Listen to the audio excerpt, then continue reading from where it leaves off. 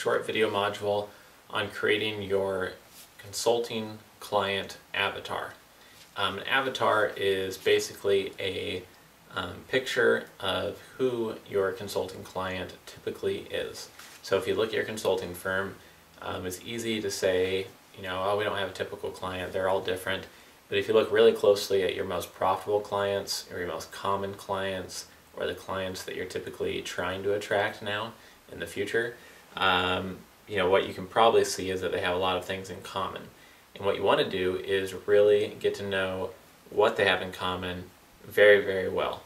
And if you can define this more clearly than your competition, and then take actions based on that consulting client avatar, then your consulting firm can grow very quickly and be much more efficient and effective at your marketing and your business relationship development work.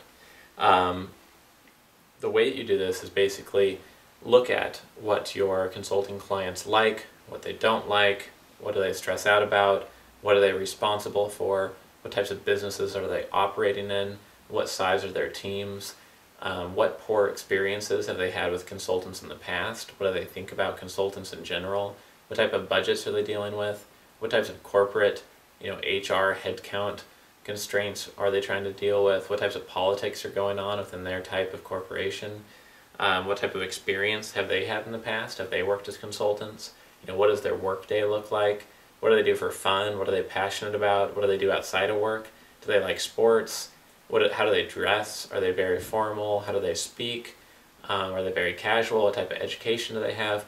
All of those things you really need to know your typical or target consulting client from 100 different angles, so you can really get a view of how they see your consulting business and your consulting services.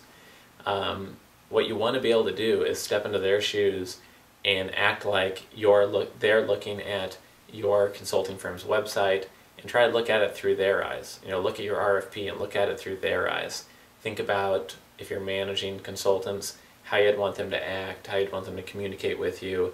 Do you have a lot of time and you want very close reporting because this project is so politically hot and important that you need to be on top of it?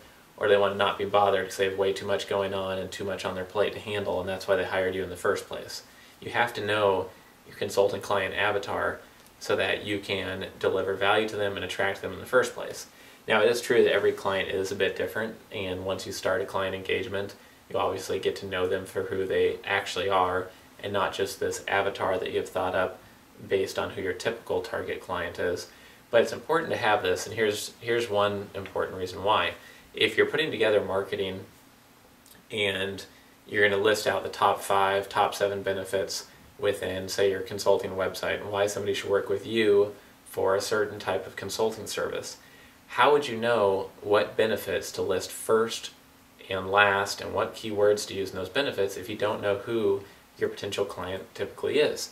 For example, if you're in a business of process improvement, you can work with multiple types of corporations, different sizes of businesses, and if your first 2 or 3 benefits don't really ring true or look valuable to a potential client, they might just simply leave your website and look for somebody else that they could work for.